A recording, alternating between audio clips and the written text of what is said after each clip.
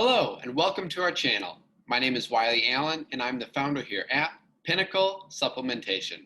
Today we are going to cover another massive category within the supplement industry, and that is omega-3s, or as many people know them as, fish oil. Now omega-3s are said to have numerous benefits, but how are you going to get those benefits? What do you have to look for in an omega-3 supplement? Well, let me show you. So here are Amazon's best sellers for omega-3 supplements. And we can go right down the line, and let's start at number one, the best-selling omega-3 on Amazon.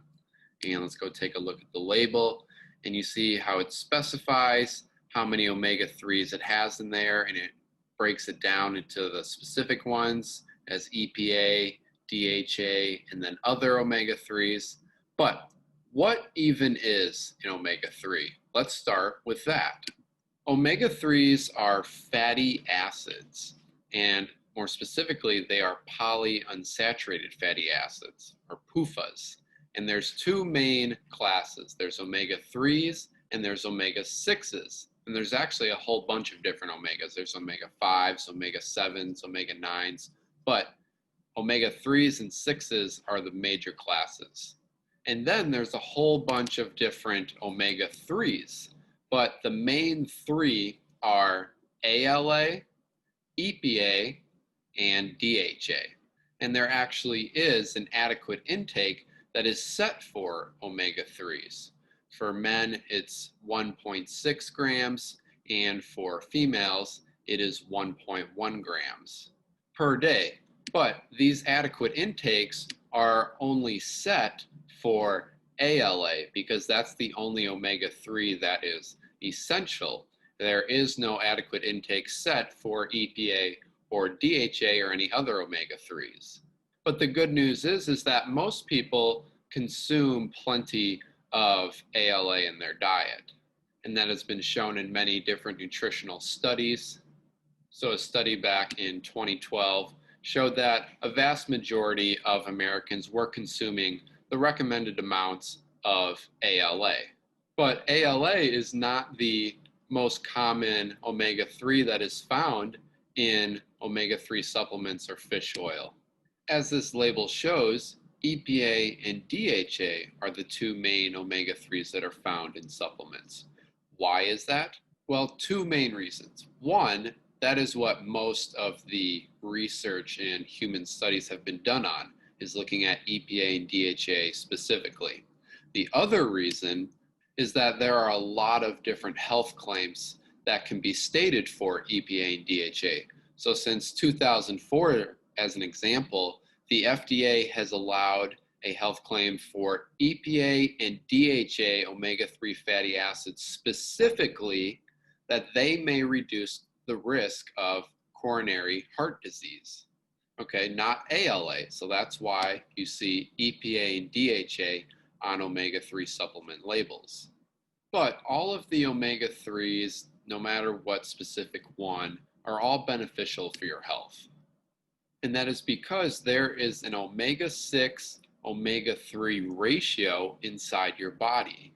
And this ratio has began to be researched extensively for its implications in a lot of different chronic diseases. Now, the optimal ratio has not been defined, but you do want a high number of omega-3s. And the reason that there is a ratio is because both classes, both omega-3s and omega-6s, they actually compete against each other for use within the body. And here's an article that goes into more detail about this. So we as humans used to consume a diet with a much lower omega-6 to omega-3 ratio, maybe even as low as 1-to-1, so consuming just as many omega-3s as omega-6s. Now the Western diet that we consume today has an average ratio that is much higher, 15, 16-to-1. So we're consuming at least 15 times as many omega-6s as omega-3s. So this is obviously a very drastic increase and is causing negative consequences because these excessive amounts of omega-6s are being shown to promote the pathogenesis of many diseases like cardiovascular disease, cancer, autoimmune diseases, and this is being backed up with a lot of different data. So in the secondary prevention of cardiovascular disease, a much lower ratio of 4-to-1 was associated with a 70% decrease in total mortality. And then a lower omega-6 ratio in women with breast cancer was associated with a decreased risk.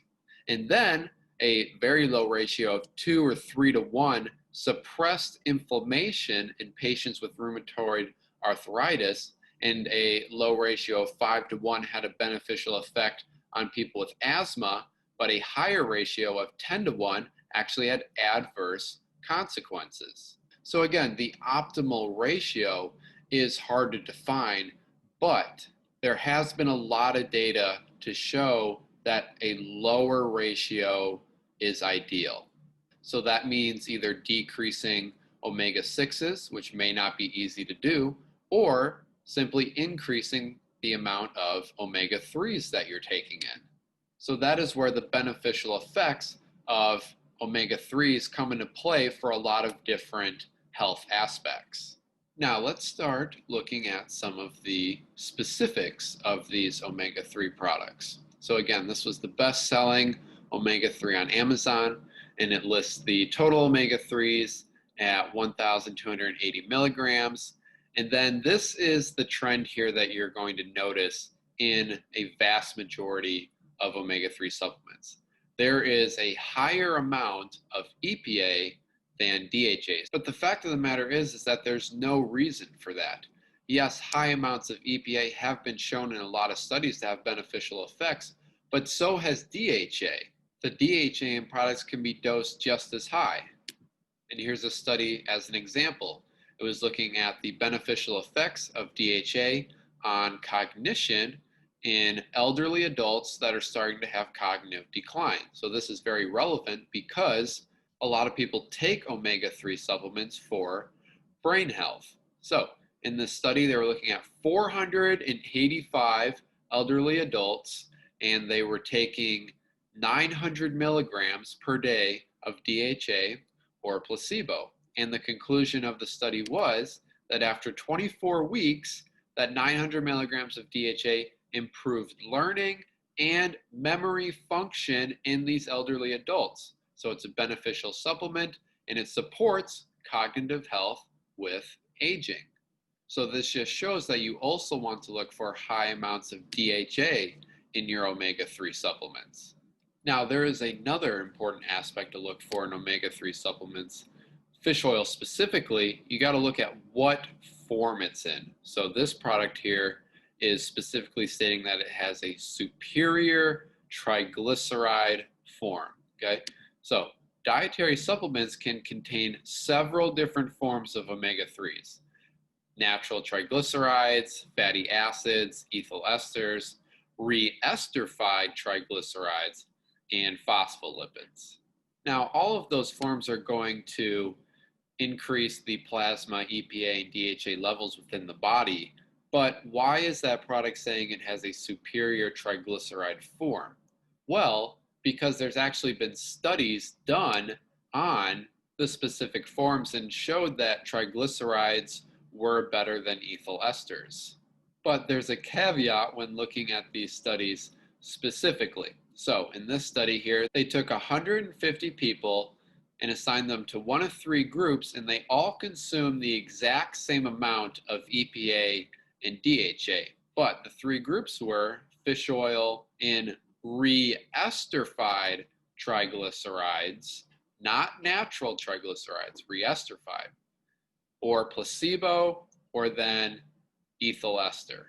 And it's very important to make this distinction here, okay? And the conclusion was that after 6 months, even though the doses of EPA and DHA were identical, the increases were faster and higher in the re-esterified triglyceride form than the ethyl ester form. But again, this can only be stated for re-esterified triglycerides, not natural triglycerides. And the other problem with natural triglycerides is that they have higher contamination rates. So whenever a omega-3 supplement is found to have contaminants in it, it's almost always in the natural triglyceride form. And nobody wants contaminants. So even though this says superior triglyceride form, it doesn't specify whether it's natural triglycerides or reesterified triglycerides. And unfortunately, it would be a pretty good bet that since it doesn't specify that it's reesterified, it's probably not. And that is the most ideal form, reesterified triglycerides for fish oil. Okay, so now let's go take a look at the number 2 product to compare. And let's go take a look at the actual label. And we'll see it's pretty similar to the previous product, pretty similar overall quantity there. But this one has a higher separation in the quantity levels of EPA and DHA. So this one has 690 milligrams of EPA and only 260 milligrams of DHA. And you want a product that has just as much DHA as EPA because they're both beneficial for you. And then you notice the TG that comes after these words here, and that just stands for as triglycerides, but it doesn't specify as reesterified triglycerides, which is the form that we are ideally looking for, so it's safe to assume that they're probably not reesterified. So this product also has room for improvement. And let's look at the number 3 product and the actual label of it. And this one has a little bit higher dosage of omegas. This one has 2,000 milligrams of total omega-3s. And that's getting up there in dosage. As with many supplements, you can have too much of a good thing. So going back to this health claim that we were looking at earlier, the FDA also specifies that dietary supplements should not recommend a daily intake of combined EPA and DHA higher than 2 grams. So this product is not higher than 2 grams of combined EPA and DHA, but it is close, and I just wanted to point that out there. So 800, 900 milligrams each of EPA and DHA is about as high as you want to look for in a fish oil supplement, because you should be getting omega-3s from foods as well, like from actual fish. So this product does have a pretty high quantity, and the separation in quantities of EPA and DHA is even higher in this one. It has almost 1,000 more milligrams of EPA than it does DHA in this product. And on top of that, again, it says as TG, but it doesn't specify as being reesterified triglycerides, so this product has the same downfall as the other ones do. Now, let's look at number 4, which is finally not a fish oil product. It's krill oil, which has the same omega-3s that fish oil does, actually. See EPA and DHA right there, but they're bound to phospholipids in krill oil instead of being in a triglyceride or ethyl ester form like fish oil. And many would argue that krill oil is the superior way to get your omega-3s, and they do have good reasoning for that. So here's a study that was looking at healthy subjects, and they were ingesting either krill oil, krill meal, or fish oil, and all 3 contained the exact same amount of EPA and DHA. And then the conclusion was that EPA and DHA in krill oil had a higher 72-hour bioavailability than the krill meal or fish oil. So it was used better in the body, which is all fine, well, and good. But again, the dosages were the same. Here's the problem with krill oil supplements. Look at the dosages for the omega-3s. Only 50 milligrams of EPA and only 24 milligrams of DHA. I mean, in the fish oil supplements, there were hundreds or even thousands of milligrams of EPA and DHA. So krill oil may have a slightly better bioavailability, but the difference isn't that great. And a fish oil product that has such a higher quantity of omega-3s is going to be a better overall product than a krill oil product with this low quantity of omega-3s.